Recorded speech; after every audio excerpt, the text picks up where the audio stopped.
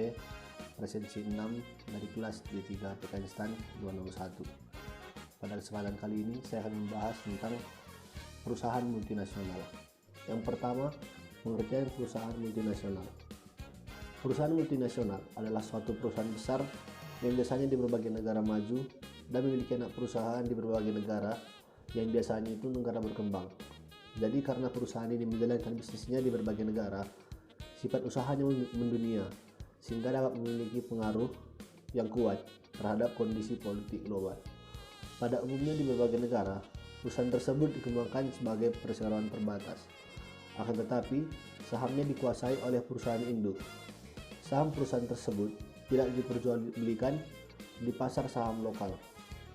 Sebagai akibat dari model kepemilikannya tersebut, keseluruhan operasi kebijakan perusahaan tergantung kepada kebijakan perusahaan induk dan beberapa pengurus perusahaan harus berasal dari perusahaan induk. Yang kedua, ciri perusahaan multinasional. Sebuah perusahaan dapat dikategorikan sebagai perusahaan multinasional jika memiliki ciri-ciri sebagai berikut. Yang pertama, membentuk cabang-cabang di luar negeri. Yang kedua, untuk kegiatan income generating atau perolehan pendapatan perusahaan melampaui batas-batas negara. Yang ketiga, perdagangan perusahaan multinasional kebanyakan terjadi di dalam ruang lingkup mereka sendiri walaupun antar negara.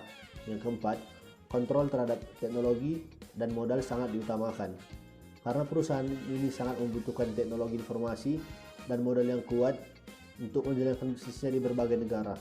Yang kelima, pengembangan sistem manajemen dan distribusi yang melintasi batas-batas negara, terutama sistem Ventura, license, dan franchise.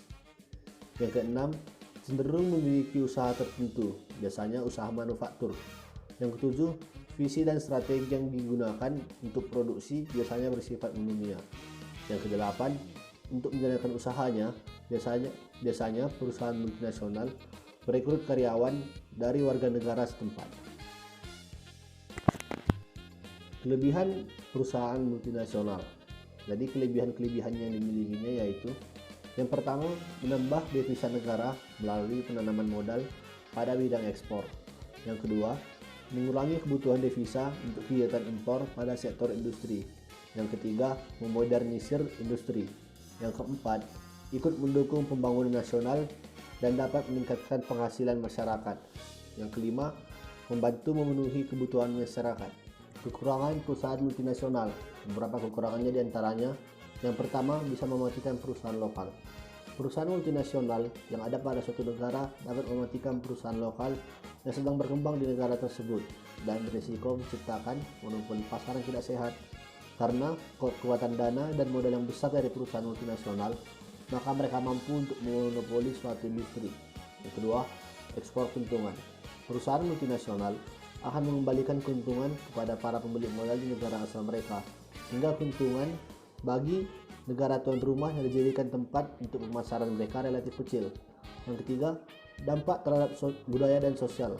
Kelemahan perusahaan multinasional yang lain adalah banyak perusahaan asing yang dapat merusak citra budaya dan sosial setempat, yang biasanya itu dapat merubah gaya berpakaian dan makanan tradisional masyarakat setempat. Yang keempat, kualitas kesehatan dan keselamatan pekerja yang rendah.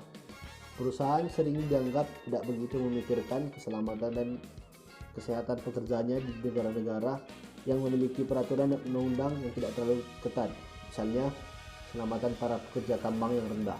Yang kelima, dapat menyebabkan kerusakan lingkungan. Perusahaan multinasional biasanya ingin berproduksi dengan cara yang efisien dengan biaya yang sekecil mungkin.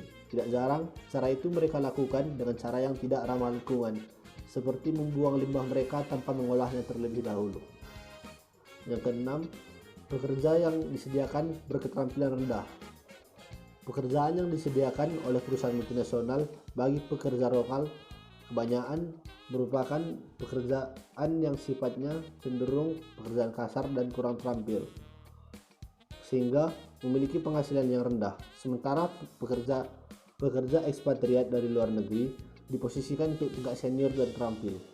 Penggunaan pekerja yang kurang terampil akan menguntungkan perusahaan multinasional, akan tetapi sangat merugikan pekerja dan masyarakat setempat. Contoh dari perusahaan multinasional itu, contohnya yang pertama itu Google. yang kedua Unilever Indonesia, yang ketiga KFC, yang keempat Garuda Food, yang kelima Epson, yang keenam Semen Indonesia, dan lain-lain. Demikian penjelasan dari saya mengenai perusahaan multinasional. Banyak kekurangan dari saya mohon maaf karena kesempurnaan hanya milik Tuhan. Terima kasih.